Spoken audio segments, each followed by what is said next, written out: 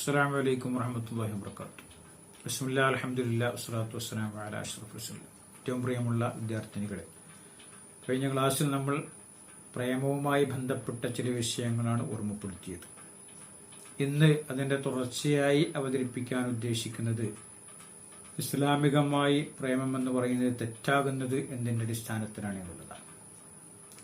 അതിനൊരുപാട് കാരണങ്ങൾ ഉണ്ട്.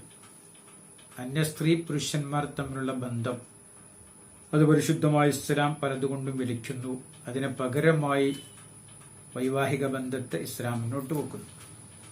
അവിഹിതമായ രൂപത്തിൽ തന്നെ ഒരു സ്ത്രീയും പുരുഷനും തമ്മിൽ എല്ലാവിധ സ്വകാര്യങ്ങളും സന്തോഷങ്ങളും ആസ്വാദനങ്ങളും പങ്കുവെച്ച് മുന്നോട്ട് പോകുവാൻ ഒരു നല്ല മാർഗം അവതരിപ്പിച്ചുകൊണ്ടാണ് പരിശുദ്ധമായ ഇസ്ലാം അന്യ സ്ത്രീ പുരുഷ ബന്ധത്തിന് താൽക്കാലികമായി നിയന്ത്രണം ഏർപ്പെടുത്തുന്നത്. അപ്പം അങ്ങനെ മനസ്സിലാക്കുമ്പോൾ ആ നിയന്ത്രണങ്ങളെ പൊളിച്ചു മാറ്റുക, അതല്ലെങ്കിൽ ഭേദിക്കുക എന്നുള്ളതാണ് പ്രേമത്തെ നമ്മൾ വിലയിരുത്തുമ്പോൾ കൂടുതലായി കാണാൻ സാധിക്കുന്നത്. അതുകൊണ്ട് തന്നെ നമ്മൾ പ്രണയബന്ധത്തിൽ ഏർപ്പെട്ടു കഴിഞ്ഞാൽ സ്വാഭാവികമായിട്ടും ഒരുപാട് ഹറാമുകൾ നമ്മുടെ ജീവിതത്തിൽ കടന്നു വരുന്നു എന്നുള്ളതാണ് നമുക്ക് മനസ്സിലാക്കാൻ സാധിക്കുന്നത്. ഹറാമായ സംഗതി എന്ന് പറയുമ്പോൾ ഒന്നാമത്തെ സംസാരം തന്നെ. കാരണം പ്രേമം അതിങ്ങനെ പൂത്തുലഞ്ഞ് മുന്നോട്ട് പോകണമെന്നുണ്ടെങ്കിൽ നിരന്തരമായ സംസാരം വേണ്ടി വരും. അതിന് മണിക്കൂറുകൾ ചെലവഴിക്കും. ഇന്നത്തെ സാഹചര്യത്തിൽ മൊബൈലുകൾ ഉപയോഗിച്ചുകൊണ്ട് മണിക്കൂറുകളോളം സംസാരിച്ചുകൊണ്ടിരിക്കും. സ്വന്തം മാതാവിനോടോ പിതാവിനോടോ അതല്ലെങ്കിൽ മറ്റുള്ളവരോടോ ഒന്നും ആഴ്ചയിൽ ഒരിക്കൽ പോലും 5 മിനിറ്റ് സംസാരിക്കാൻ സമയമില്ലാത്തവർ, അതല്ലെങ്കിൽ അതിന് മാനസികമായ സന്നദ്ധതയില്ലാത്തവർ, അല്ലെങ്കിൽ സൗഹൃദ ബന്ധങ്ങൾ അത് കൃത്യമായി നിലനിർത്തുവാൻ വേണ്ടി കുറച്ച് സമയം സംസാരിക്കുവാൻ സന്നദ്ധമല്ലാത്തവർ പ്രണയബന്ധത്തിൽ ഏർപ്പെട്ടിട്ടുണ്ടെങ്കിൽ ധാരാളമായി സംസാരിച്ചുകൊണ്ടിരിക്കും. ആ സംസാരിക്കുന്ന കാര്യങ്ങളൊന്നും ശരിയായിട്ടുള്ള കാര്യങ്ങളായിരിക്കില്ല. മറിച്ച് സ്വന്തം പ്രേമത്തെയും അതുപോലെ തന്നെ കാമത്തെയും ഈ അവിഹിത ബന്ധത്തെയും ഊട്ടി ഉറപ്പിക്കുവാൻ എന്താണോ അനിവാര്യമായിട്ടുള്ളത് അത്തരത്തിലുള്ള കാര്യങ്ങളായിട്ട് സംസാരിക്കുക.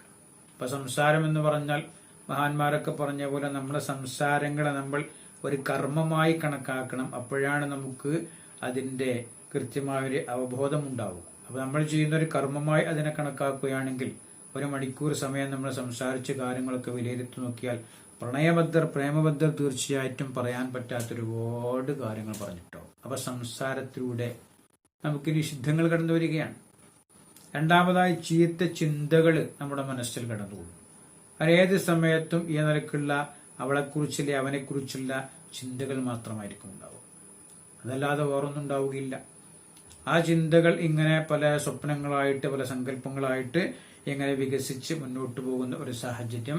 അപ്പൊ അത് മാനസികമായൊരു തെറ്റായി മാറും.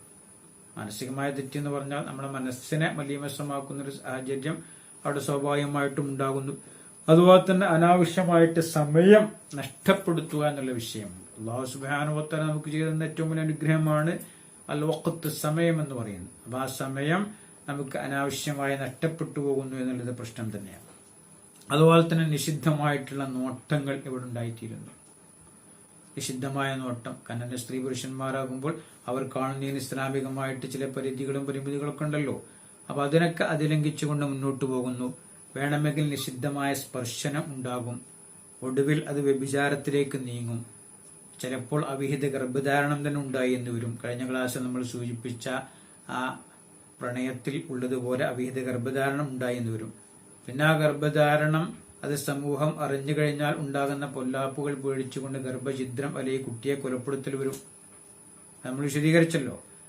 ഇനി ഒന്നും സഹിക്കാൻ കഴിയാത്തൊരു സാഹചര്യം വരുമ്പോൾ ആത്മഹത്യയിലേക്ക് എത്തിച്ചേർന്നു എന്ന് വരും. ആത്മഹത്യ എന്ന് പറയുന്നത് എത്രയോ ഗുരുതരമായിട്ടുള്ള തെറ്റല്ലേ? ഒരു മനുഷ്യൻ ആത്മഹത്യ ചെയ്താൽ ഏത് രൂപത്തിനാണ് ആത്മഹത്യ ചെയ്തത് അതേപോലെ നാളെ നരകത്ത് ശിക്ഷിക്കപ്പെടുമെന്ന. ഒരാൾ തൂങ്ങിയാണ് മരിച്ചതെങ്കിൽ നരകത്തിൽ അവന്റെ ശിക്ഷ തൂങ്ങി മരിച്ചുകൊണ്ടേയിരിക്കുക എന്നുള്ളതായിരിക്കും. അള്ളാഹു പുറത്തു കൊടുത്തിട്ടില്ല എങ്കിൽ.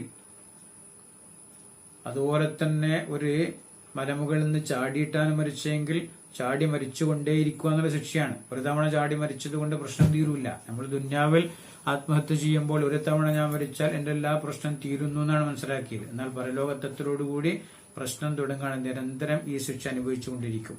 അതുപോലെ തന്നെ മാതാപിതാക്കളെ ഉറപ്പിക്കൽ. കാരണം നമ്മൾ ഇഷ്ടപ്പെട്ട ഒരു ചെറുപ്പക്കാരനെ പ്രേമിച്ചു, അല്ലെങ്കിൽ ഒരു ചെറുപ്പക്കാരെ പ്രേമിച്ചാൽ ഒരുപക്ഷെ നമ്മുടെ മാതാവും പിതാവും നമുക്ക് മനസ്സിൽ കണ്ട അതല്ലെങ്കിൽ അവരുടെ കുടുംബത്തിലേക്കും വീട്ടിലേക്കും കണ്ടിട്ടുള്ള ഒരു കുട്ടിയായിരിക്കില്ല നമ്മൾ തിരഞ്ഞെടുക്കുന്നത്. അല്ലെങ്കിൽ പല നിലക്കും നമുക്കത് യോജിച്ചതായി കൊള്ളണമെന്നില്ല. അവരുടെ അഭിമാനത്തിന് അതുകൊണ്ട് ക്ഷതമുണ്ടാകുന്നു. അപ്പൊ നമുക്ക് അവരെ വെറുപ്പിക്കേണ്ടി വരുന്നു. അതുപോലെ മതമൂല്യങ്ങളെ നമ്മൾ പിച്ചിച്ചീന്തി എറിയുന്നു. പരിശുദ്ധമായ ഇസ്ലാമിക മൂല്യങ്ങൾ എത്രയോ മുസ്ലിം പെൺകുട്ടികൾ അന്യജാതിക്കാരുടെ കൂടെ ഒളിച്ചോടി പോകുന്നുണ്ടല്ലോ. അവിടെ യഥാർത്ഥത്തിൽ ഇസ്ലാമിനെയും അള്ളാഹുവിനെയും അവന്റെ റസൂലിനെയും ഒക്കെ അവമതിച്ചുകൊണ്ട് എനിക്കും അതൊന്നും പ്രശ്നമില്ല എന്നുള്ളവർക്കുള്ള കടന്നുപോക്കാണ്. ഇങ്ങനെ നമ്മൾ ആലോചിച്ചാൽ പ്രേമിക്കുന്നതിൽ എന്താണ് തെറ്റ് എന്ന് പെട്ടെന്ന് ചോദിച്ചാൽ വിവരമില്ലാത്ത ഒരാളെ സംബന്ധിച്ച് ഇതിപ്പോ കാര്യമായ തെറ്റൊന്നുമില്ല, അതിപ്പോ സാധാരണ എല്ലായിടത്തും നടക്കണല്ലേ, അതൊന്നും ഇപ്പൊ ഇല്ലാത്ത ആരുണ്ടാവില്ല എന്നൊക്കെ നമ്മൾ പറഞ്ഞാൽ പോലും നമ്മളിങ്ങനെ ആലോചിക്കുകയാണെങ്കിൽ നൂറുകണക്കിന് ഹറാമുകൾ ഓരോ നിമിഷവും കടന്നു വരുന്നൊരു സംഗതി തന്നെയാണ് പ്രേമം. ഈ പറഞ്ഞ കാര്യങ്ങളൊക്കെ നമ്മൾ ഹദീസുകൾ വിലയിരുത്തിയിട്ടുണ്ടെങ്കിൽ ഗുരുതരമായ തെറ്റുകളായിട്ട് അവതരിപ്പിച്ചതായി കാണാൻ സാധിക്കും. ഒന്ന് രണ്ട് ഹദീസ് പറയാം. ഞാൻ പറഞ്ഞല്ലോ നേരത്തെ നിഷിദ്ധമായിട്ടുള്ള നോട്ടം എന്ന് പറയുന്നത്. ബഹുമാനപ്പെട്ട നബി സല്ലല്ലാഹു അലൈഹി വസല്ലം തങ്ങൾ പറഞ്ഞു, അൻ-നദറതു സഹ്മുൻ മസ്മൂമുൻ മിൻ സിഹാമി ഇബ്ലീസ്. അന്യ സ്ത്രീ പുരുഷന്മാർ തമ്മിലുള്ള വൈകാരികാവേശത്തോടുകൂടെ അല്ലെങ്കിൽ അവിഹിതമായ പ്രേമത്തോടുകൂടെ നോട്ടം എന്ന് പറഞ്ഞാൽ അത് പിശാചിന്റെ വിഷം ഊട്ടപ്പെട്ട ഒരു ആയുധമാണ്. വിഷമൂട്ടപ്പെട്ട ഒരു ആയുധമാണ്. അപ്പൊ അത് വെച്ചിട്ടാണ് പിശാച് നമ്മളെ പിടികൂടാൻ വേണ്ടി ശ്രമിക്കുന്നത്. മൻതറക്കഹ, ആരെങ്കിലും അത് ഒഴിവാക്കി, മിൻ മഖാഫത്തി, എന്നെ പേടിച്ചിട്ട്, അല്ലാഹു പറയാൻ, എന്നെ പേടിച്ചിട്ട് ആരെങ്കിലും ഒഴിവാക്കിയാൽ അബ്ദൽതു, ഞാൻ അവനിക്ക് പകരം നൽകും, ഈമാനൻ യജിദു ഹലാവത്തുഹു ഫീ ഖൽബിഹി എന്ന്, അവന്റെ മനസ്സിൽ അതിന്റെ മധുരം അനുഭവിക്കാൻ സാധിക്കുന്ന ഒരു ഈമാനിനെ ഞാൻ പകരം നൽകുന്നതാണ് എന്ന് ബഹുമാനപ്പെട്ട നബി സല്ലല്ലാഹു അലൈഹി വസല്ലം തങ്ങൾ പഠിപ്പിക്കുക.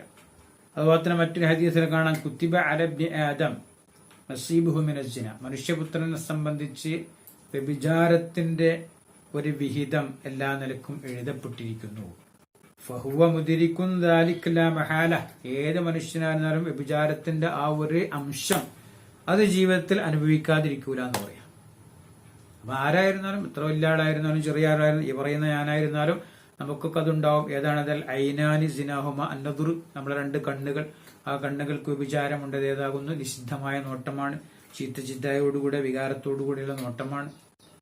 എന്തെങ്കിലും അത്യാവശ്യങ്ങളോ അതെങ്കിലും ശറഅ് അനുവദിച്ച കാര്യങ്ങളോ അതെങ്കിലും പ്രത്യേകമായ താല്പര്യങ്ങളോ ഒന്നുമില്ലാതെ ചിലപ്പോൾ നമ്മൾ പരസ്പരം കണ്ടു അല്ലെങ്കിൽ നോക്കിയെന്ന് വരും. അതിനും നിയന്ത്രണങ്ങൾ വേണം. പക്ഷെ ഇവിടെ അതല്ലാത്ത രൂപത്തിൽ ഈ പ്രേമബന്ധത്തിൽ നോട്ടമുണ്ടാകുന്നു, അത് വ്യഭിചാരമാണ് കണ്ടിന്റെ. വൽ ഉദ്നാനി ദിനാഹുമ അൽ ഇസ്തിമാ, നമ്മളെ കാതിന് വ്യഭിചാരമുണ്ട്, അത് ഏതാണ് കേൾക്കല. അപ്പൊ ഇയർഫോൺ വെച്ചുകൊണ്ട് ഇങ്ങനെ വർത്താനം പറ്റും കേട്ടുകൊണ്ടേ ഇരിക്കുക. ഒരു പെണ്ണിന്റെ ശബ്ദം ഔറത്തല്ല എന്ന് ഇസ്ലാമിലുണ്ട്, പക്ഷെ പറഞ്ഞിട്ട് കാര്യമില്ല. അത് എവിടെയാണ് സാധാരണഗതികളുടെ ഒച്ചയാണെങ്കിൽ. അതേസമയം മറ്റൊരു പുരുഷന് അതിൽ ആകർഷകത്വവും രസവും ആനന്ദവും തോന്നുന്ന രൂപത്തിലാണെങ്കിൽ അത് തെറ്റന്നെയാണ്. അതുകൊണ്ടാണല്ലോ സ്ത്രീകൾക്ക് നമുക്കറിയാം പിന്നെ നിസ്കാരത്തിന് ബാങ്ക് കൊടുക്കൽ സുന്നത്തില്ല, ഇഖാമത്ത് കൊടുക്കലേ സുന്നത്തുള്ളൂ. ഇതിന്റെ കാരണം ഇഖാമത്ത് തന്നെ പതുക്കെ കൊടുക്കേണ്ടതാണ്, ബാങ്ക് തന്നെ കുറച്ചുറക്കെ കൊടുക്കേണ്ടതാണ്. അപ്പൊ അത് അന്യപുരുഷൻ കേട്ടാൽ അവനെന്തെങ്കിലും മോഹം മനസ്സിൽ തോന്നാൻ സാധ്യതയുണ്ടെങ്കിൽ ആ ശബ്ദം ഉയർത്തി എന്നുള്ള നിലയ്ക്ക് നമ്മൾ അവിടെ ഒരു തെറ്റുകാരിയായി മാറുകയാണ്. അപ്പൊ ദിക്റും സ്വലാത്തൊക്കെ അങ്ങനെ തന്നെയാണ്. ചില ആളുകളൊക്കെ നമ്മള് ഉംറക്കോ ഹജ്ജിനൊക്കെ പോയി കഴിഞ്ഞാൽ സ്ത്രീകൾ ഇങ്ങനെ ഉറക്കെ ചൊല്ലി കൊടുത്തിട്ട് ദിക്റൊക്കെ ചൊല്ലി പോകുന്നത് കാണാൻ സാധിക്കും. വിവരമില്ലാത്തത് കൊണ്ടാണ്. അവിടെ ആർക്കും ആകർഷകത്വം തോന്നുന്നത് വേറെ വിഷയം. പക്ഷെ എന്നാലും അങ്ങനെയുള്ള ഒരു സാഹചര്യം സൃഷ്ടിക്കാൻ പാടില്ല. പക്ഷേ ഇവിടെ പ്രണയബദ്ധരാകുമ്പോൾ സ്വാഭാവികമായിട്ടും സംസാരിക്കുന്ന കാര്യങ്ങൾ വളരെ മ്ലേച്ഛമായിട്ടുള്ള വിഷയങ്ങളും അനാവശ്യമായിട്ടുള്ള കാര്യങ്ങളൊക്കെ ആയിരിക്കും. പിന്നെ സംസാരം, നാവിന്റെ പിന്നെ വിചാരം അത് സംസാരമാണ്. വല്യദു സിനാഹ അൽ ബത്തുശ്, കയ്യന്റെ സംസാരം അത് പിടിക്കുക എന്നുള്ളതാണ്. ആ പഴയ കാലത്തൊക്കെ പ്രേമം എന്ന് പറഞ്ഞിട്ടുണ്ടെങ്കിൽ ഒരു കത്തൊടുക്കലിൽ മാത്രം ഒതുങ്ങും അല്ലെ. ഇന്നിപ്പോ അതൊന്നുമല്ല. എന്നാണ് ഒപ്പം സഞ്ചരിക്കൽ, അതുപോലെ തന്നെ പിടിക്കൽ, അതൊന്നും ഒരു പ്രശ്നമല്ല. അപ്പൊ ബസ്സിൽ കയറി ഏതെങ്കിലും ഒരു ആൺകുട്ടിയും പെൺകുട്ടിയും ഒന്നിച്ചൊരു സീറ്റിൽ ഇരുന്ന് കൈ പിടിച്ചാൽ അത് കാണുന്ന ആൾക്കാർ നെവർമെന്റ് അങ്ങോട്ട് വിടും എന്നല്ലാതെ അതിൽ പ്രത്യേക ഒരു സംഗതി ഒന്നും ആർക്കും തോന്നാത്തൊരു കാലത്താണ് നമ്മൾ ജീവിക്കുന്നത്. വർരിജുലു ജിനാഹ അൽ ഖത്യു, കാലിന്റെ വിചാരം അതിനുവേണ്ടി നടന്നു പോകാനാണ്. നമ്മുടെ മനസ്സാണെങ്കിലും അതിങ്ങനെ അഭിലഷിച്ച് പ്ലാൻ ചെയ്തുകൊണ്ടിരിക്കും. എവിടെ വെച്ചാ കണ്ടുമുട്ടുക, നമ്മളൊന്ന് സ്കൂൾ കട്ട് ചെയ്യാൻ എങ്ങനെയാണ് മാർഗം, അവളെ നമ്മളെ പിന്നെ വാഹനത്തിൽ എങ്ങനെ നമുക്ക് കയറ്റി കൊണ്ടുപോകാൻ പറ്റും, ഇന്ന് സ്പെഷ്യൽ ക്ലാസ് ഉണ്ട് എന്നൊക്കെ പറഞ്ഞുകൊണ്ട് നമുക്കൊരു പദ്ധതി പ്ലാൻ ചെയ്ത് നമ്മൾ കോഴിക്കോട്ടേക്കോ മറ്റേക്ക് പോയി ഒരു ലോഡ്ജ് എടുക്കാൻ പറ്റുമോ അങ്ങനെയൊക്കെ തുടങ്ങിയിട്ടില്ലേ. ഒരുപാട് ചിന്തകൾ ഇങ്ങനെ പ്ലാൻ ചെയ്യും.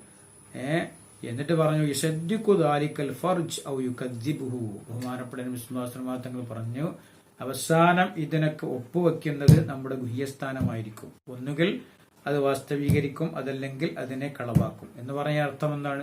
നമ്മൾ സാധാരണഗതിയിൽ തെറ്റി എന്ന് പറഞ്ഞാൽ ഒരു അന്യ സ്ത്രീയും പുരുഷനും തമ്മിൽ ലൈംഗികമായ ബന്ധത്തിൽ സെക്സ് ആസ്വദിക്കൽ മാത്രമാണ് തെറ്റി എന്ന് മനസ്സിലാക്കി വെച്ചിട്ടുണ്ട്. അതല്ല, അതിന്റെ മുഖവുരയായിട്ട് ഇത്തരത്തിൽ ഒരുപാട് കാര്യങ്ങൾ നടക്കുന്നുണ്ട്. അതൊക്കെ പ്രണയത്തെ തുറന്നുകൊണ്ട് ഉണ്ടാകുന്നു എന്നുള്ളതാണ്. അതുപോലെ തന്നെ ഈ പ്രേമിബദ്ധരായിട്ടുള്ള ആളുകൾ സ്വയം തനിച്ചിരിക്കുവാൻ വേണ്ടി ശ്രമിക്കുന്നു. ഇസ്ലാമിക കാഴ്ചപ്പാട് എന്താണ്? ഇസ്ലാമിക കാഴ്ചപ്പാട് എന്താണ്? വളരെ വ്യക്തമായി ബഹുമാനപ്പെട്ട നബി സല്ലല്ലാഹു അലൈഹി വസല്ലം തങ്ങൾ അതുമായി ബന്ധപ്പെട്ട കാര്യങ്ങൾ പറഞ്ഞു. ഇയ്യാക്കും വദ്ദുഖൂല അലൻ നിസാ, നിങ്ങൾ സ്ത്രീകളുടെ അരികിലേക്ക് കടന്നു ചെല്ലുന്നത് കൃത്യമായി സൂക്ഷിക്കണേ. ലാ യഖ്ലുവന്ന റജുലുൻ ബിംറാത്തിൻ, ഒരാണും പെണ്ണും ഒരിക്കലും തനിച്ചാകാൻ പാടില്ല. ഇല്ലാ കാന സാരിദുമാ ശൈത്വാൻ, അങ്ങനെ തനിച്ചാകൂല, മൂന്നാമത് പിശാചി വരും. അങ്ങനെ അവരെന്തെയും പഴിവഴിപ്പിക്കാൻ വേണ്ടി ശ്രമിക്കും. അതെത്ര പരിശുദ്ധരാണ് എന്ന് പറഞ്ഞിട്ട് കാര്യമൊന്നുമില്ല. ചിലപ്പോൾ വിവരമുള്ള ആളായിരിക്കും, തഖ്വയുള്ള ആളായിരിക്കും, തസ്ബീഹ്മാല കയ്യിലുണ്ടാവും, എപ്പോഴും ദിക്റുള്ള ആളായിരിക്കും, പറഞ്ഞിട്ട് കാര്യമില്ല. മനുഷ്യനാണ്. മനുഷ്യൻ എന്നുള്ളവർക്ക് ഏതാളുകൾക്കും വഴി തെറ്റാം. സാഹചര്യം ഉണ്ടാകുമ്പോൾ ആരും വഴി തെറ്റാൻ സാധ്യതയുണ്ട്. അങ്ങനെ തന്നെ മനസ്സിലാക്കാൻ കഴിയണം. പൊതുവെ ഞാൻ ക്ലാസ്സുകളൊക്കെ സൂചിപ്പിക്കാറുണ്ട് പെൺകുട്ടികളോട്, ഈ വിഷയത്തിൽ ഒരൊറ്റ പുരുഷനെയും വിശ്വസിക്കാതിരിക്കുക എന്നുള്ളതാണ് നമ്മളെ ബുദ്ധി. എന്ന് പറയുന്നത് എല്ലാവരും മോശക്കാരാണ് നമ്മൾ കരുതാനല്ല, മറിച്ച് ഈ വിഷയത്തിൽ ആരും വിശ്വസിക്കാതിരിക്കുക എന്ന് പറഞ്ഞാൽ ഏത് മനുഷ്യനായിരുന്നാലും സാഹചര്യം ഉണ്ടായാൽ വഴിതെറ്റിപ്പോകും. ആ പ്രണയബന്ധത്തിൽ ഏർപ്പെടുന്ന ആളുകൾ തനിച്ചാകാറുണ്ട്. അങ്ങനെ തനിച്ചാകുമ്പോൾ അവിടെ ഈ നിലക്കുള്ള ഹറാമ് വരുന്നു. അതുപോലെ തന്നെ പരസ്പരം സ്പർശനം ഉണ്ടായാൽ അതിനെപ്പറ്റി അള്ളാഹു റസൂൽ പറഞ്ഞ എന്താ?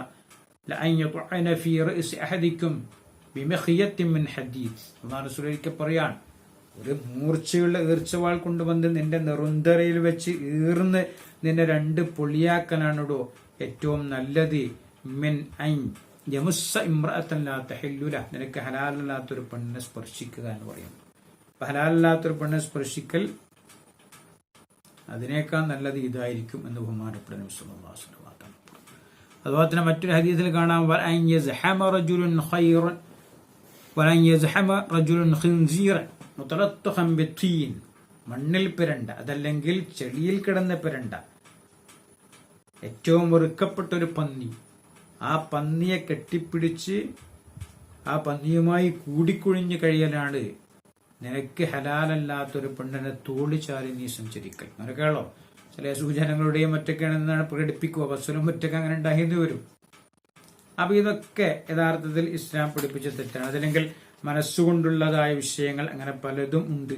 ഹദീസിൽ കാണാം, അൽ ഇസ്മു ഹവ്വാസുൽ ഖുലൂബ്, കുറ്റങ്ങൾ എന്ന് പറഞ്ഞാൽ അത് മനസ്സാണ് പലപ്പോഴും സംഭരിച്ച് ഉണ്ടാക്കുന്നത് എന്നാണ്.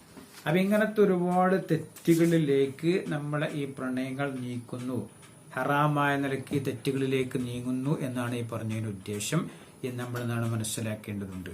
ആ പ്രണയ ചപലതയിൽ അകപ്പെട്ടു പോയിട്ടുണ്ടെങ്കിൽ ഈ നിലയ്ക്ക് ഹറാമുകളിലേക്ക് നീങ്ങുന്നു എന്നുള്ള വിഷയമാണ്. അതുപോലെ തന്നെ പ്രണയം കൊണ്ടുണ്ടാകുന്ന കുറെ നഷ്ടങ്ങൾ നമുക്ക് വേണമെങ്കിൽ വിലയിരുത്താൻ പറ്റും. ഒന്നാമതായി നമ്മുടെ മനസ്സമാധാനം. നമ്മളെല്ലാം റാഹത്തുള്ളൊരു അവസ്ഥയിൽ ഇങ്ങനെ സഞ്ചരിക്കുമ്പോൾ ഈ ഒരു ബന്ധത്തിന് അങ്ങോട്ട് അകപ്പെട്ട് കഴിഞ്ഞാൽ പിന്നെ മനസ്സിന് ഒരു സമാധാനം ഉണ്ടാവില്ല. ശരിക്കും മനസ്സിന് സമാധാനം ഉണ്ടാകാൻ വേണ്ടിയാണ് ഇത്തരം കാര്യങ്ങൾ നമ്മൾ ഏർപ്പെടുന്നത്. പക്ഷെ ഉള്ള സമാധാനവും നഷ്ടപ്പെട്ടു പോകും. അതുപോലെ തന്നെ കുടുംബ സൗഹൃദ ബന്ധങ്ങൾ നമുക്ക് നഷ്ടപ്പെടും. കാരണം ഇതിൽ ഏർപ്പെട്ട് കഴിഞ്ഞു, നമ്മുടെ ഉമ്മക്ക് പറ്റണില്ല, വാപ്പക്ക് പറ്റണില്ല, അപ്പൊ അവരെല്ലാവരും നമ്മളെ പിന്തിരിപ്പിക്കാൻ വേണ്ടി ശ്രമിക്കുന്നു. അപ്പൊ നമ്മളൊന്നും അവരെ പറഞ്ഞേ കേൾക്കാതെ മുന്നോട്ട് പോകുമ്പോൾ സ്വാഭാവികമായിട്ടും അവരുമായിട്ടുള്ള ഒരു നല്ല സൗഹൃദ ബന്ധം അത് നമുക്ക് നഷ്ടപ്പെടാം. ദുനിയാവിൽ നമ്മൾ കുറഞ്ഞ കാലം ജീവിക്കുന്നുള്ളൂ. ആ കാലഘട്ടത്തിനിടയിൽ ഈ പറയപ്പെട്ട പ്രണയവുമായി ബന്ധപ്പെട്ട കാലം എന്ന് പറഞ്ഞാൽ അതും വളരെ കുറഞ്ഞ കാലമാണ്. അല്ല, എന്നും ഈ ആരോഗ്യം മറ്റും നമുക്കുണ്ടാവില്ലല്ലോ. അതിനാണ് നമ്മൾ ഈ കുടുംബ സൗഹൃദ ബന്ധങ്ങൾ നഷ്ടപ്പെടുത്തുന്നത്. അതുപോലെ തന്നെ പഠനം നഷ്ടപ്പെട്ടു പോകുന്നു. നിസ്കാരാദി കർമ്മങ്ങളിൽ നമുക്ക് ശ്രദ്ധയില്ലാതെ പോകും. അതുപോലെ തന്നെ മനസ്സ് കറുത്തിരുളുന്നു. അത് ഏറ്റവും പ്രധാനമാണ്. നമ്മളെ മനസ്സെന്ന് പറഞ്ഞാൽ പറഞ്ഞാൽ ഒരു കണ്ണാടി പോലെയാണ്. ആ കണ്ണാടിയിൽ ഒരു കറ വീണാൽ ഉടനെ തന്നെ നമ്മൾ തുടച്ചാൽ പ്രശ്നമില്ല. അത് നാളെ തുളക്കാം എന്ന് വെച്ചു, നാളെ വേറൊരു കറ വീണു, മറ്റന്നാളെ തുളക്കാം എന്ന് വെച്ചു, വേറൊരു കറ വീണു. അങ്ങനെ തുടയ്ക്കാതെ മുന്നോട്ട് പോയാൽ ആ കറങ്ങനെ കറുത്തിരുണ്ടിട്ട് പിന്നെ ആ കണ്ണാടിയിലേക്ക് നോക്കിയാൽ പ്രതിബിംബം കാണാൻ കഴിയില്ല. അല്ലെങ്കിൽ നമ്മളെ വീട്ടിലൊക്കെ ഉണ്ടാവും വാഷ് ബേസിന്റെ, എല്ലാവരും ഒന്ന് വാഷ് ബേസിന്റെ അവിടെ പോയി നോക്കുക. അത് തീരെ തുടക്കാതെയാണ് നമ്മൾ വെച്ചിരിക്കുന്നതെങ്കിൽ ആകെ ഡേർട്ടി ആയിട്ടുണ്ടാവും. ഒരു 2-3 ദിവസം കൂടുമ്പോൾ തുടക്കുകയാണെങ്കിലോ അവിടെയുള്ള ആ കറകളും ചെളികളൊക്കെ അത് പോയി നല്ല തിളങ്ങുന്ന രൂപത്തിലുണ്ടാകും. ഇതേപോലെ തന്നെ നമ്മളെ മനസ്സ് ഈ കറങ്ങനെ കൂടിക്കൂടി വരികയാണ്. അതുപോലെ തന്നെ എന്നുമെന്നും ഒരു അഭിമാനക്ഷത ഉണ്ടാകും. ഒരിക്കൽ പ്രണയബന്ധത്തിൽ ഏർപ്പെട്ടു, പിന്നെ അതിനൊക്കെ നമ്മൾ സലാമത്തായി പഠിച്ചോ നമുക്ക് പുറത്തുവന്നു. പക്ഷെ എന്നാലും പടപ്പാട് പുറത്തുവരൂല. വേറെ വിഷയം ഉണ്ടല്ലോ, പഠിച്ചവൻ പുറത്താലും പടപ്പാട് പുറക്കൂല. അവളെ നമുക്കറിയില്ലേ, അല്ലെ അവനെ നമുക്കറിയില്ലേ എന്ന് പറഞ്ഞുകൊണ്ട് നമ്മളെ പറ്റിയിട്ട് എന്നും ഇങ്ങനെ ഉദ്ധരിക്കപ്പെടുമ്പോൾ അതൊരു അഭിമാനക്ഷതമാണ്.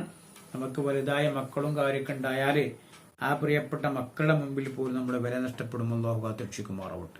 അതുപോലെ തന്നെ അള്ളാഹുവിന്റെ പ്രീതി നമുക്ക് നഷ്ടമാകുന്നു. തിരുനബി സല്ലല്ലാഹു അലൈഹി വസല്ലം തങ്ങളുടെ പൊരുത്തം നഷ്ടമാകുന്നു. അതുപോലെ തന്നെ കാരുണ്യത്തിന്റെ മലായിക്കത്തിന്റെ സാന്നിധ്യം നഷ്ടപ്പെടുന്നു. റഹ്മത്തിന്റെ മലായിക്കത്ത് നമ്മളെ കൂടെ ഉണ്ടാകും. അങ്ങനെയാണ് നമ്മൾ പ്രാർത്ഥന സ്വീകരിക്കപ്പെടുന്നത്. നമ്മൾ മരിക്കാൻ പോകുന്ന സമയത്ത് റഹ്മത്തിന്റെ മലായിക്കത്തിന്റെ സാന്നിധ്യം ഉണ്ടാകുമ്പോൾ നമുക്ക് അതുകൊണ്ട് രക്ഷ കിട്ടും. എന്നാൽ അനാവശ്യ വാക്ക് പറയുന്ന, അനാവശ്യമായി ചിന്തിക്കുന്ന, ഈ മാനസികമായി മോശപ്പെട്ട വികാര വിചാരങ്ങളുമായി നടക്കുന്നവന്റെ കൂടെ ഒരിക്കലും റഹ്മത്തിന്റെ മലായിക്കത്ത് ഉണ്ടാവില്ല എന്ന് ധാരാളം ഹദീസുകൾ കാണും. അതുപോലെ തന്നെ ദുആ അത് പടച്ചവൻ സ്വീകരിക്കാതെ മുന്നോട്ട് പോകുന്നു. ഇങ്ങനെ തുടങ്ങിയിട്ടുള്ള ഒരുപാട് കഷ്ടനഷ്ടങ്ങൾ ഈ പ്രണയം അത് നമ്മൾ നിലനിർത്തി കൊണ്ടുപോകുമ്പോൾ നമുക്കുണ്ടായിട്ടിരിക്കുക. അപ്പൊ ഇതിനെക്കുറിച്ച് നമ്മൾ ബോധവാന്മാരാവുക, നമ്മളെ ബന്ധത്തിനും പരിചയത്തിനും പെട്ടവരെ നമ്മൾ ബോധവാന്മാരാക്കുക, ഈ സന്ദേശം എത്തിച്ചു കൊടുക്കുക എന്നുള്ള നിലക്കാണ് ഈ ഒരു കാര്യം ഇവിടെ ചർച്ച ചെയ്തിട്ടുള്ളത്.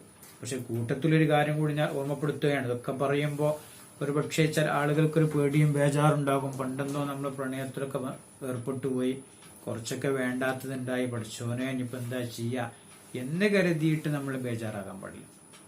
ഇവിടുത്തെ തെറ്റ് മനുഷ്യൻ എന്നുള്ളതൊക്കെ സംഭവിക്കും. പക്ഷെ ആ തെറ്റിൽ നിന്ന് മാറി നിൽക്കുക. ഇനി അതിലേക്ക് ഞാൻ പോവുകയില്ല എന്ന് നമ്മൾ മനസ്സുകൊണ്ട് ദൃഢപ്രതിജ്ഞെടുക്കുക. പിന്നെ ചെറിയ ചെറിയ തെറ്റുകളാണെങ്കിൽ നമ്മൾ ചെയ്യുന്ന നന്മകളെ കൊണ്ട് ഇത് പുറത്തു കിട്ടുകയും ചെയ്യും. ഉദാഹരണമായി ബഹുമാനപ്പെട്ട നബി സല്ലല്ലാഹു അലൈഹി വസല്ലം തങ്ങളുടെ മുമ്പിൽ ഒരിക്കൽ ഒരു സഹാബി വന്നു, ഞാനൊരു തെറ്റ് ചെയ്തു എന്ന് പറഞ്ഞു. എന്താണ് തെറ്റ്? മറ്റൊന്നുമില്ല, ഒരു അന്യ പെൺകുട്ടിയെ കിസ് ചെയ്തു പോയി. തെറ്റന്നെയാണ്. പക്ഷെ നബി സല്ലല്ലാഹു അലൈഹി വസല്ലം തങ്ങൾ കാര്യമായൊന്നും പ്രതിവിധി നിശ്ചയിച്ചില്ല. അദ്ദേഹം കുറെ അവിടെ ഇരുന്നു. നിസ്കാരത്തിന്റെ സമയമായി, നിസ്കാരമൊക്കെ കഴിഞ്ഞു. സലാം വീട്ടി കഴിഞ്ഞപ്പോ ബഹുമാനപ്പെട്ട നബി സല്ലല്ലാഹു അലൈഹി വസല്ലം തങ്ങൾ ചോദിച്ചു, മനസ്സായി നേരത്തെ എന്തോ ഒരു വിഷയം പറഞ്ഞൊരാളുണ്ടല്ലോ, അവനങ്ങോട്ട് വിളിച്ചു. ആ സഹാബിനോട് പറഞ്ഞു, നിസ്കരിച്ചോ, ഒതുകൊടുത്തോ? ആ ഒതുകൊടുത്തു, നിസ്കരിച്ചു. ജമാഅത്തായിട്ട് നബിയെ അവിടുത്തെ പിറകിൽ തന്നെ നിസ്കരിച്ചു. എങ്കിൽ പോയിക്കോ, നിന്റെ തെറ്റുകൾ അള്ളാഹു പുറത്തുനിന്നിരിക്കുന്നു എന്ന് പറയാൻ അർത്ഥം എന്താ? ചെറിയ ചെറിയ തെറ്റുകൾ അള്ളാഹു പുറത്തുതരും. ആ പ്രേമബന്ധത്തിൽ ഏർപ്പെടുമ്പോൾ ഉണ്ടാവുന്ന നേരത്തെ പറഞ്ഞ രൂപത്തിലുള്ള ചെറിയ ചെറിയ തെറ്റുകൾ പുറത്തുതരും. അപ്പൊ അങ്ങനെ മനസ്സിലാക്കേണ്ട, അതൊക്കെ അങ്ങനെ നിസ്കാരത്തിനും ഉദൂലൊക്കെ പുറത്തു പോകും, അതുകൊണ്ട് നടക്കട്ടെ പ്രേമം എന്ന് നമ്മൾ കരുതാൻ പാടില്ല. കാരണം നമ്മുടെ ഈ ചെറിയ തെറ്റുകൾ വലുതായിട്ടാണ് പിന്നെ വലിയ തെറ്റായി മാറുക. ഇപ്പൊ ചെറിയ ഒരു കല്ല്, ആ കുറെ കല്ലുകൾ കൂടിയിട്ടാണ് വലിയ പർവ്വതം ഉണ്ടാവുന്നത്, നമുക്കറിയാമല്ലോ. എന്നപോലെ ചെറിയ തെറ്റുകൾ പൊറപ്പിക്കാതെ പോകുമ്പോൾ അത് വലിയ തെറ്റുകളായി മാറുന്ന സാഹചര്യം ഉണ്ടാവും. അപ്പൊ നമ്മൾ നന്മകൾ ചെയ്തുകൊണ്ട് വർദ്ധിപ്പിച്ചുകൊണ്ട് ആ തെറ്റുകൾ എങ്ങനെ പൊറപ്പിക്കുക. അഥവാ അവിഹിതമായ ബന്ധങ്ങളോ വലിയ തെറ്റുകളോ സംഭവിച്ചിട്ടുണ്ടെങ്കിൽ അതിന് തൗബ ചെയ്യാം. അപ്പൊ തൗബ ചെയ്യേണ്ടത് ആരോടാണ്? അല്ലാഹു റബ്ബുൽ ഇസ്സത്തിനോടാണ് തൗബ ചെയ്യേണ്ടത്. ഈ വിഷയം നമ്മൾ മറ്റൊരാളോട് പറയേണ്ടതില്ല, ആരോടും പങ്കുവെക്കേണ്ടതില്ല. അവർ ചോദ്യം ഉണ്ടാകും, എന്റെ പൂർവ്വകാല പ്രണയത്തെ പറ്റിയിട്ട് ആദ്യ രാത്രി പ്രിയപ്പെട്ട ഭർത്താവ് ചോദിച്ചാൽ എനിക്കത് പറയാൻ പറ്റുമോ? ഇൻഷാ അല്ലാഹ് ആ ചോദ്യത്തിന് മറുപടി മറ്റൊരു ക്ലാസ്സിൽ നമ്മൾ സൂചിപ്പിക്കുന്നതാണ്. ഇപ്പൊ ഞാൻ ഓർമ്മപ്പെടുത്തുന്നത്, നമ്മൾ അല്ലാഹു റബ്ബുൽ ഇസ്സത്തിനോട് ചെയ്തൊരു തെറ്റായതുകൊണ്ട് തന്നെ പടച്ചവനോട് മനസ്സറിഞ്ഞുകൊണ്ട് പൊറുക്കലിനെ ചോദിച്ചാൽ തീർച്ചയായിട്ടും അല്ലാഹു സുബ്ഹാനഹു വ തആല സ്വീകരിക്കും. ഒരൊറ്റ സംഭവം ഇമാം അസ്സറുല്ലാൻ ഉദ്ധരിച്ചത് പറഞ്ഞ് ഇന്നത്തെ ക്ലാസ് നമുക്ക് നിർത്താം. ഇൻഷാ അല്ലാഹ് അടുത്ത ക്ലാസ്സിൽ മറ്റേതെങ്കിലും വിഷയവുമായി വരാം, ഇതിന്റെ തുടർച്ചയായിട്ട് തന്നെ. ബഹുമാനപ്പെട്ടവർ ഒരു ഇറച്ചി വെട്ടുകാരന്റെ കഥ വിശദീകരിക്കുന്നുണ്ട്.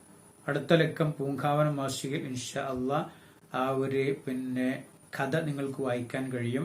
സംഘടിപ്പിച്ച് വായിക്കാൻ വേണ്ടി ശ്രമിക്കണം. അതുപോലെ തന്നെ സൗഹൃദ സ്നേഹവുമായി ബന്ധപ്പെട്ട വിഷയങ്ങൾ ചർച്ച ചെയ്യുന്ന ഇമാം ഗസാലിയുടെ ഇഹ്യാഇൽ ഒരു ഭാഗം സുന്നി വൈസ് ദ്വൈവാരികയിൽ വരുന്നുണ്ട്. അതും കിട്ടുമെങ്കിൽ നിങ്ങൾ വായിക്കാൻ വേണ്ടി ശ്രമിക്കണമെന്ന് കൂട്ടത്തിൽ ഓർമ്മപ്പെടുത്താം. ഈ ഇറച്ചി വെട്ടുകാരൻ തന്റെ അയൽവാസിയായ ഒരു പെൺകുട്ടിയെ പ്രേമിച്ചിരുന്നു. വളരെ ചുരുക്കി ഞാൻ പറയാം. അങ്ങനെ അവർ തമ്മിൽ ഗാഢമായ ഒരു പ്രണയബന്ധം തന്നെ ഉണ്ടായിരുന്നു. പക്ഷേ ബാക്കിയുള്ള സംഗതികളൊന്നുമില്ല. അവർ മുമ്പെന്തോ കണ്ടു, ആ പ്രണയ മനസ്സിൽ ഇങ്ങനെ സൂക്ഷിച്ച് കടന്നുപോയിരുന്നു എന്നല്ലാതെ ഇന്നത്തെ പോലെ അതിന്റെ തുടർച്ചകളോ അനവരതം അതിങ്ങനെ മനസ്സിൽ സൂക്ഷിച്ച് മുന്നോട്ട് പോകലൊന്നും ഉണ്ടായിരുന്നില്ല. അങ്ങനെ ഒരിക്കൽ ഈ പെൺകുട്ടി എന്തോ ഒരു ആവശ്യത്തിന് തൊട്ടടുത്ത ഗ്രാമത്തിലേക്ക് പോവാൻ. ഇത് പെട്ടെന്ന് ഈ ചെറുപ്പക്കാരന്റെ കാമുകന്റെ ദൃഷ്ടിയിൽപ്പെട്ടു. ഇത് തന്നെ നല്ലൊരു അവസരം എന്ന് മനസ്സിലാക്കി അദ്ദേഹം ഈ പെൺകുട്ടിയുടെ പിന്നാലെ വെച്ച് പിടിക്കുക. ഒഴിഞ്ഞൊരു സ്ഥലത്തെത്തിയപ്പോൾ ചോദിച്ചു, മോളെ നീ എങ്ങോട്ടാണ് പോകുന്നത്? ഞാൻ തൊട്ടടുത്ത ഗ്രാമത്തിലേക്കാണ്. എന്തിനാണ്? ഒരു ചെറിയ ആവശ്യത്തിന് എന്റെ വീട്ടുകാർ പറഞ്ഞു വെച്ചതാണെന്ന് പറയാൻ. അപ്പോൾ ഈ കാമുകൻ മനസ്സ് തുറന്നു. നേരത്തെ പറഞ്ഞൊരു പോയിന്റ് ഉണ്ട്, പ്രേമം പുരുഷൻ തുടങ്ങിയിട്ടുണ്ടെങ്കിൽ അവന്റെ രണ്ടാമത്തെ ലക്ഷ്യം അല്ലെങ്കിൽ മുഖ്യ ലക്ഷ്യം തന്നെ ആ പെൺകുട്ടിയെ ആസ്വദിക്കുക എന്നുള്ളതായിരിക്കും. അത് തന്നെയാണ് ഇവിടെയും സംഭവിക്കുന്നത്. ഈ ഒഴിഞ്ഞ സ്ഥലത്ത്, വിജനമായ സ്ഥലത്ത്, ആരുമില്ലാത്തയിടത്ത് വെച്ച് എന്റെ സ്വകാര്യതകൾ ആസ്വദിക്കുവാൻ ഞാൻ ആഗ്രഹിക്കുന്നു, അതുകൊണ്ട് നമുക്ക് കുറച്ച് സമയം ചെലവഴിക്കാമെന്ന് ആര് പറയാണ്? ഈ കാമുകൻ പറയാൻ. ആ സമയത്ത് ഈ പെൺകുട്ടിയുടെ മനസ്സിലേക്ക് അള്ളാഹുവിനെ കുറിച്ചുള്ള ഒരു പേടിയും ബേജാറും കടന്നു വരാം. ഒരു ദുർബല നിമിഷത്തിൽ ഒരു അന്യ പുരുഷനോട് ആകർഷകത്വം തോന്നി, ശരി തന്നെയാണ്. പക്ഷെ മനസ്സിന്റെ കോണിൽ പടച്ചവനെ കുറിച്ചുള്ള പേടിയുണ്ടായിരുന്നു. ആ പെൺകുട്ടി പറഞ്ഞു, ഇനി അഖാഫുല്ലാ, ഇല്ല, ഞാൻ ഒന്നിനുമില്ല, ഞാൻ അള്ളാഹുവിനെ പേടിക്കുന്നു. ഞാൻ സത്യത്തിൽ നിങ്ങൾ എന്നെ എത്ര കൂടുതൽ പ്രേമിക്കുന്നു അതിനേക്കാൾ ശക്തമായി ഞാൻ നിങ്ങളെ പ്രേമിക്കുന്നുണ്ട്. അങ്ങനെ തന്നെ ആ കഥയിൽ കാണാം. അതിനേക്കാൾ ശക്തമായി ഞാൻ പ്രേമിക്കുന്നുണ്ട്. പക്ഷേ അള്ളാഹുവിന് എനിക്ക് പേടിയുണ്ട്, അതുകൊണ്ട് വേണ്ടാത്തൊരു കാര്യത്തിനും ഞാനില്ല. അള്ളാഹുവിനെ ഞാൻ പേടിക്കുന്നു എന്ന് ആ പെൺകുട്ടി ഇങ്ങോട്ട് പറഞ്ഞപ്പോൾ ഈ കാമുകനായ ചെറുപ്പക്കാരന്റെ മനസ്സിലേക്ക് അത് തുളച്ചങ്ങോട്ട് കയറാണ്. അദ്ദേഹത്തിന് പെട്ടെന്ന് ബോധോദയം വരാം. എന്നേക്കാൾ പ്രായം കുറഞ്ഞ, അതും ഒരു പെണ്ണായ നീ അള്ളാഹുവിനെ പേടിക്കുന്നുണ്ടെങ്കിൽ അള്ളാഹുവിനെ ഏറ്റവും കൂടുതൽ പേടിക്കാൻ അർഹതപ്പെട്ടത് ഞാനല്ലേ? ആരാണ് ഈ പറയുന്നത്? ഈ പെൺകുട്ടിയുമായി സ്വകാര്യതകൾ പങ്കുവെക്കാൻ, അള്ളാഹു പൊരുത്തപ്പെടാത്ത കാര്യങ്ങൾ ചെയ്യണമെന്ന് ലക്ഷ്യം വെച്ച് പ്ലാൻ വെച്ച് വന്ന ആളാണ്. പക്ഷെ പെട്ടെന്ന് മനസ്സ് മാറിപ്പോവുകയാണ്. ആ ചെറുപ്പക്കാരൻ പറയുന്നു, ഞാൻ അള്ളാഹുലേക്ക് തൗബ ചെയ്ത് മടങ്ങാണ്, ഇനി വേണ്ടാത്തൊരു സംഗതിക്കും ഞാനില്ല. നമ്മൾ തമ്മിൽ വല്ല ബന്ധവും ഉണ്ടാവുകയാണെങ്കിൽ അത് വിഹിതമായി ഇസ്ലാം അനുവദിച്ചൊരു ബന്ധം മാത്രമേ ഉണ്ടാവുള്ളൂ, അല്ലാത്തൊന്നുമില്ല എന്ന് പറഞ്ഞുകൊണ്ട് ഈ ചെറുപ്പക്കാരൻ ഖിന്നനായി ഖേദത്തോടുകൂടെ ഇങ്ങനെ നടന്നു പോവുക. എങ്ങോട്ടെന്നില്ലാതെ കുറെ നടന്നു. അതിശക്തമായ ചൂടാണ്, വിജനമായ പ്രദേശമാണ്, ശക്തമായ ദാഹം തനിക്ക് പിടിപെടുന്നു. ഒരിറക്ക് വെള്ളം കിട്ടിയിരുന്നെങ്കിൽ ആഗ്രഹിക്കുന്നു. വേണ്ട, കുറച്ച് തണൽ അത് ലഭിച്ചിരുന്നെങ്കിൽ ആ തണൽ കൊണ്ടുകൊണ്ട് തനിക്ക് തൊട്ടടുത്ത ഗ്രാമത്തിലേക്ക് എത്തിപ്പെടാമല്ലോ എന്നൊക്കെ ചിന്തിച്ചുകൊണ്ട് ഈ ചെറുപ്പക്കാരൻ ഇങ്ങനെ പോകുമ്പോൾ തന്റെ മുമ്പിൽ ഒരാൾ പ്രത്യക്ഷപ്പെടാം. താങ്കൾ ആരാണെന്ന് ചോദിക്കുന്നു. അദ്ദേഹം പറഞ്ഞു, ഞാൻ ഈ കാലഘട്ടത്തിലെ പ്രവാചകന്റെ ഒരു ദൂതനാണ്. ആ ബനു ഇസ്രായേലിലാണ് ഈ സംഭവം ഉള്ളത്. ആ ബനു ഇസ്രായേലിലെ ഒരു പ്രവാചകന്റെ ദൂതനാണ് ഞാൻ എന്ന് പറയുന്നു. എന്നാൽ നമുക്ക് രണ്ടുപേർക്കും ഒന്നിച്ച് നടക്കാമെന്ന് പറഞ്ഞുകൊണ്ട് അവർ നടക്കുകയാണ്. കുറച്ചപ്പുറത്തെത്തിയപ്പോൾ ഈ ദൂതൻ പറഞ്ഞു, അതിശക്തമായ ചൂട്, ഈ ഉഷ്ണത്തിൽ നിന്ന് താൽക്കാലികമായ രക്ഷ കിട്ടാൻ ഒരു മേഘക്കേറെങ്കിലും പടച്ചവനോട് തരാൻ നമുക്കൊന്ന് ദുആ ചെയ്താലോ? തആൽ നദുഉല്ലാഹ്, വാ കൂട്ടുകാരാ നമുക്ക് ദുആ ചെയ്യാന്ന് പറയാം. ആ സമയത്ത് ഈ കാമുകനായ പാശ്ചാത്യ വിവശനായി സഞ്ചരിക്കുന്ന ആ ചെറുപ്പക്കാരൻ പറയുന്നു, ഇല്ല, എനിക്ക് ദുആ ചെയ്യാൻ കഴിയില്ല. കാരണം ഞാൻ തെറ്റ് ചെയ്ത ആളാണ്, തെറ്റിനെ കുറിച്ച് ചിന്തിച്ചവനാണ്. അതുകൊണ്ട് ദ്വാരക്കാൻ ഞാനില്ല, എനിക്കതിന് അർഹതയില്ല എന്ന് പറയാം. ആ സമയത്ത് പ്രവാചകന്റെ ദൂതൻ പറഞ്ഞു, എങ്കിൽ ഞാൻ ദുആ ചെയ്യാം, താങ്കൾ ആമീൻ പറഞ്ഞാൽ മതി. ഓക്കെ, ഞാൻ ആമീൻ പറഞ്ഞോളാം, അങ്ങ് ദുആ ചെയ്തോളൂ. ആ പ്രവാചക ദൂതൻ ദുആ ചെയ്തു. പടച്ചവനെ, ഒരു മേഘക്കേറി തണലായി ഞങ്ങൾക്ക് നീ നൽകണേ. അത്ഭുതം, മാനത്തതാ മേഘം പ്രത്യക്ഷപ്പെടുന്നു. ആ മേഘക്കേറിന്റെ തണലിൽ ഈ രണ്ടുപേരും ഇങ്ങനെ സഞ്ചരിക്കുക. കുറെ ദൂരം സഞ്ചരിച്ച് ജനവാസമുള്ള സ്ഥലത്തെത്തി. ഇനി പ്രവാചകന്റെ ദൂതന് പോകാനുള്ളത് വലത്ത് ഭാഗത്തേക്കാണെങ്കിൽ നമ്മുടെ ഈ പാശ്ചാത്യ വിവശനായ ചെറുപ്പക്കാരന് പോകാനുള്ളത് ഇടത് ഭാഗത്തേക്കാണ്. അവർ രണ്ടുപേരും അവിടെ പിരിയാൻ വേണ്ടി നിൽക്കുക. മേഘം അവർക്ക് തണൽ വിരിച്ചുകൊണ്ട് അതുവരെ വന്നു നിൽക്കുന്നുണ്ട്. പിരിഞ്ഞ് സലാം പറഞ്ഞു പോകുന്ന സമയത്ത് ഒരു അത്ഭുതം ഉണ്ടായി. എന്താണത്? പ്രവാചകന്റെ ദൂതനെ വിട്ട് ആ മേഘം ഈ ചെറുപ്പക്കാരന്റെ തണൽ വിരിച്ചു കൂടെ പോവുകയാണ്. ഇത് കണ്ടപ്പോൾ ഈ പ്രവാചകന്റെ ദൂതൻ അത്ഭുതമായി. നിൽക്കവിടെ എന്ന് പറഞ്ഞു. എന്താ ചെറുപ്പക്കാരനോട് പറയുന്നു, നിങ്ങൾ പറഞ്ഞൊന്നും ശരിയല്ലല്ലോ, നിങ്ങൾ പറഞ്ഞ എനിക്ക് ദുആക്ക് അർഹതയില്ല, ഞാൻ തെറ്റ് ചെയ്ത ആളാണ്, മോശക്കാരനാണെന്നൊക്കെ പറഞ്ഞിട്ട് ഞാൻ ദുആ ചെയ്തു, താങ്കൾ ആമീൻ പറഞ്ഞു, മേഘം നമുക്ക് തണൽ വിരിച്ചു. ഇപ്പോൾ നമ്മൾ പിരിയാൻ സമയത്ത് മേഘം അങ്ങയുടെ കൂടെ പോരുന്നു. എനിക്കതൊന്നും പ്രശ്നമില്ല, പക്ഷേ അങ്ങയുടെ യഥാർത്ഥ കഥ എനിക്കറിയണം. കാരണം ഇത്ര വലിയൊരു സ്ഥാനവും മഹത്വവും അനുഗ്രഹവും അല്ലാഹു സുബ്ഹാനഹു വ തആല സമ്മാനിക്കണമെന്നുണ്ടെങ്കിൽ അതിന് പിന്നിൽ എന്തെങ്കിലും ഒരു ചരിത്രം ഉണ്ടാവും. അത് പറയാതെ നിങ്ങളാൻ വിടൂല എന്ന് പറയാണ്.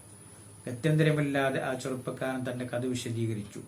ഈ സമയത്ത് ആ പ്രവാചക ദൂതൻ പറഞ്ഞൊരു വാക്കുണ്ട്, യജമാനനായ റബ്ബിനരികിൽ തൗബ ചെയ്ത ആളുകൾക്കൊരു സ്ഥാനമുണ്ട്, ആ സ്ഥാനം മറ്റൊരാൾക്കും ലഭിക്കുന്നില്ല. അപ്പൊ നമ്മുടെ അടുത്ത് നിന്ന് എന്തെങ്കിലും ഒരു തെറ്റ് സംഭവിച്ചിട്ടുണ്ടെങ്കിൽ ഇതൊരു അവസരമാണ്. ആ തെറ്റ് പാശ്ചാത്തപിച്ച് പൊറിപ്പിച്ച് അതിന്റെ ഇരട്ടി പ്രതിഫലങ്ങൾ വാരിയെടുക്കുവാനുള്ള ഏറ്റവും നല്ല സുവർണാവസരമാണ് സത്യത്തിൽ ഇത് എന്ന് നമ്മൾ മനസ്സിലാക്കുക. അതല്ലെങ്കിൽ നമ്മുടെ അറിവിൽ ഇത്തരത്തിലുള്ള കെണിവലകളിൽപ്പെട്ട ആളുകൾ ഉണ്ടെങ്കിൽ അവരെ നമ്മൾ തിരിച്ചു കൊണ്ടുവരാൻ വേണ്ടി ശ്രമിക്കുക. ഇത്തരത്തിലുള്ള കെണിവലകളിൽ പെടുന്നതിനെപ്പറ്റി നല്ല കരുതൽ തന്നെ നമുക്കുണ്ടാവുക. അല്ലാഹു സുബ്ഹാനഹു വ തആല ഇതിലൊക്കെ നമുക്ക് തൗഫീഖ് നൽകുമാറാവട്ടെ എന്ന് ദുആ ചെയ്തുകൊണ്ട് അവസാനിപ്പിക്കുന്നു. അസ്സലാമു അലൈക്കും വറഹ്മത്തുള്ളാഹി.